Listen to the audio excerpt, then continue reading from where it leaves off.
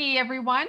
My name is Marsha Wolf Collar. Nadum Gatsastaki. I'm from Siksika Nation, and I'd like to welcome you all to Red Women Talk. And our first guest today is Crystal Goodrider. So, hi, Crystal. Welcome to Red Women Talk. Before we begin the show, can you tell me a little bit about yourself? Well, first of all, I just wanted to say Okinixogoax and just wanted to thank you, Marsha, for inviting me here today to talk about Blackfoot women's empowerment. My parents are Judy Wings and Chris Goodrider, and I'm from Kainai and Bigani, and I have been in education for 17 years and have been involved in small business for about 20 years. And so with that, I've had a lot of experience, and it goes back to my Blackfoot name, Dumesteaki, Dive's first woman. And Mhm. I've had a lot of good things happen to me with my Blackfoot name. So I'm very thankful for that. Awesome. Thank you so much. We're going to talk a little bit about the Blackfoot women's empowerment and share with you just some of the great initiatives that the group is doing. Um, so Crystal, welcome to the show, the talk show, my Thank you. first, my first episode. So I'm really, really excited. And first of all, I just want to thank the group for their continued support. So, Crystal, can you tell me a little bit about the Blackfoot Women's Empowerment Group? Hmm. Well, the Blackfoot Women's Empowerment Group was started in September of 2018 after being granted funds from the Status of Women Canada. And from there, we have moved through three phases of the project, and we are now in phase three. And so that's kind of where the Indigenous Women's Council was created as an ad hoc committee of Apagasan Early Intervention Society. And the group of women started out with 4, and it's expanded to 7. And with that, the Indigenous Women's Council has been um, I guess, the leaders of the change. And with that, there was community leaders that were chosen to help the project move forward.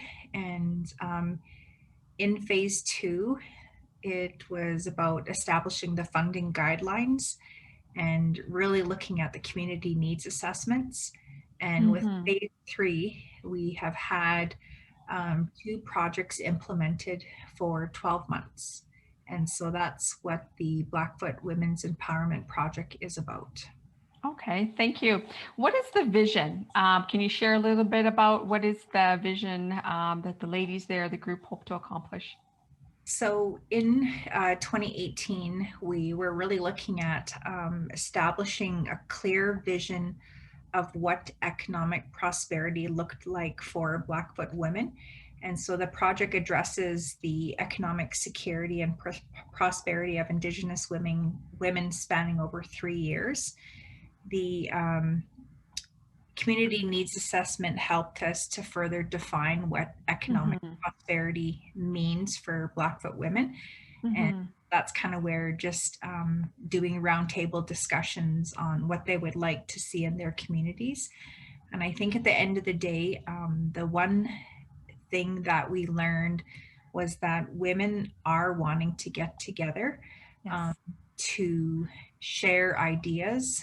And it could Yes. be anywhere from culture and language to establishing women's groups to a Blackfoot Confederacy commerce, and really just looking at business opportunities for the women within our communities.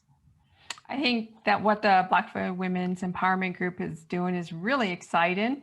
And I think, a lot of the stuff that I'm seeing you do is so motivational, inspirational. And I know for a lot of women in the community. And I think for me, my experience when I first heard about the um, the empowerment group, it was like, yes, I want to be a part of it. And I think so many women in our community in 60 Gates to the Bay are looking at that. So, how does the Blackfoot Women's Empowerment Group interact with 60 Gates to the Bay right now? Well, to be honest, with COVID, that was our major challenge to Yes. work around. And I can honestly say that we've successfully navigated through COVID and have been innovative, creative, and we're determined to move forward. So, in terms of reaching the women, after the community needs assessment, we did realize that communication was an area that we needed to um, kind of reach within Blackfoot Women's Empowerment. And so we recently just launched a website. And within the website, there's different areas that address different needs. And it was based on the community needs assessment. So a Hmm. lot of women had indicated that they wanted to see culture and language. Yes. And really, that was kind of like helping them to understand the land and how they can use the land to help their families. And really, Hmm. so that's where that component of the website came in. With the entrepreneurship component, that's where we felt that because the women were asking for like business opportunities, collaboration, the Blackfoot Confederacy Commerce, just, to name a few, that's where we felt like there needed to be an entrepreneurial piece. Hmm. We partnered with the Dillon School of Business at the University of Lethbridge recently and Hmm. felt like we couldn't be the experts on marketing and or entrepreneurship, and we needed to go to another um, expert within the business segment to kind of help women. And so right now we're just developing webinars to help small businesses, just get off the ground. And so Yes. that's where we've seen a lot of women that came to the community needs assessment where they have like little small businesses. Hmm. So in order to, I guess, reach them, we partnered with the craft store in Waterton Lakes National Park, um, Simi Craft Store. And that is where we had a lady who has been going out into the community and just finding artists to highlight on Hmm. the website. And I think that's where Yes. we realized that women need a platform like Etsy to sell their products. And Yes. we wanted to help them to tap into not just within our communities, but outside of our communities. And so that's kind of where, just recently, as of Friday, we had opened up our online store, and that Hmm. women in the community can sell their products. And I think that we'll learn lots from it and how we can become better. Hmm. I think that's awesome, and I think that's a wonderful outlet for a lot of uh, our artisans to be able to come and have a place where they're able to sell, their beadwork and some of the local fashion designers too as well. And I've seen some amazing stuff, and just amazing artists. So I think that's wonderful that this is what's taking place through the Blackfoot Women's Empowerment Group. Where is the group located, and how can they be contacted? If some of our women want to get in touch with some of the ladies, how are they able to get it to reach them?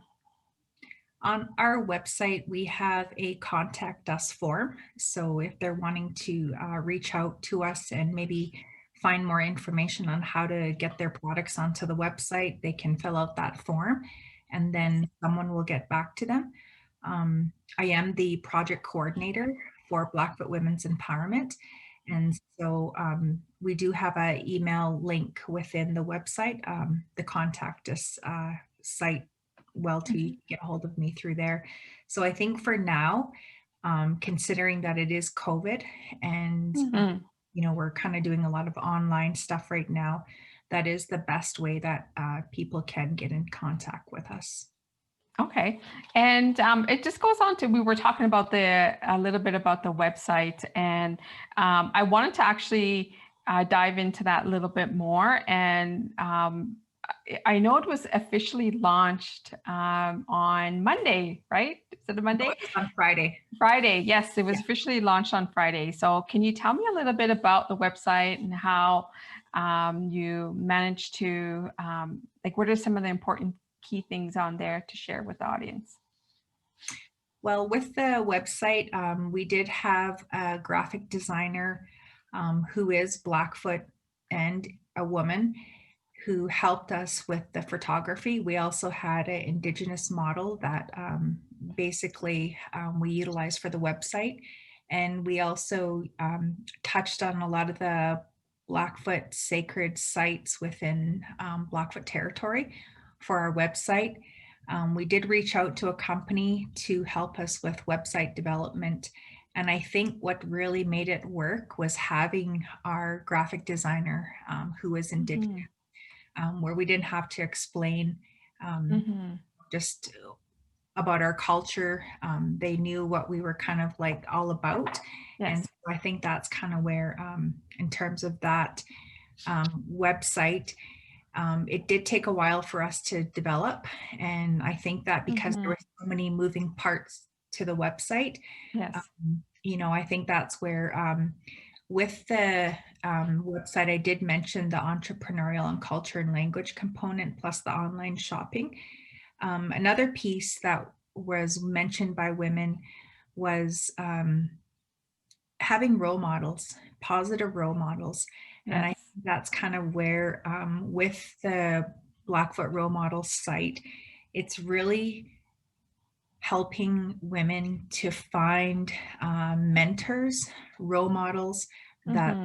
help them, maybe inspire them, to make positive change in their life. And I think that's kind of where it goes back to our vision when you can empower the woman within a family.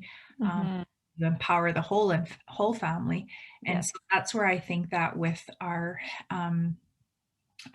board chair, Tanya Pace Crosschild, that was her vision. And I think that's kind of where it's just evolved to a point where there's so many women that are involved within the initiative. Hmm. So within the website, we did include a little bit of information on the Indigenous Women's Council, who's who, and the two projects that were funded, and a little bit of information with that. And I think that what our hope is that we'll start to develop from there and learn along Hmm. the way about the website. So the website is www.blackfootwomen.org. We are a nonprofit organization. And so that's kind of where, with our online portion of the website, the shopping piece, I think that was a really huge thing for us to be able to Hmm. achieve, because I think that a lot of times we talk about, having that platform online, but Yes. there's a lot of work behind the scenes. And I think that's kind of where, with our online shopping organizer, she's done a fantastic job in terms of just getting all that inventory organized. And, Hmm. even we've had to learn along the way. And I think that's kind of where, I was just sharing with her that, I think through this experience, it's a good learning for us. Hmm. Yes, it is. And I think when you're talking about role models and the importance of that, and just this whole opportunity the Blackfoot Women's Empowerment Group are doing for our communities is so inspiring. And I think this is something that is really going to evolve into something a lot bigger. And so for me, as an Indigenous woman, and Siksika geek from Siksika, I'm very, fortunate and blessed to be a part of this program. And I I encourage all the time women to, to take advantage of some of these and always looking at, because oftentimes we run into situations where women they may feel, oh, that's not for me, or I can't be, part of that. And but I always encourage them to take a risk, and to step out. And I think for me it's that I've always said it in the past is, empowering Blackfoot women's voices. And we all have a role in our communities, very important roles to play in our communities. So I think that what the group is doing is so important. And I want to see what it's going to look like, a year from now, because I think you're gonna impact a lot of people. And even though the challenge of COVID is happening, I still feel like there's just more to come. And so I look forward to that. Yeah. Um, so yes, so thank you, You're Crystal, for taking the time to speak with me on Red Women Talk as my first episode and guest. And thank you so much for sharing Blackfoot women's empowerment and the awesome things that the women there are doing to empower so many of us. So thank you very much. Yes, you're welcome.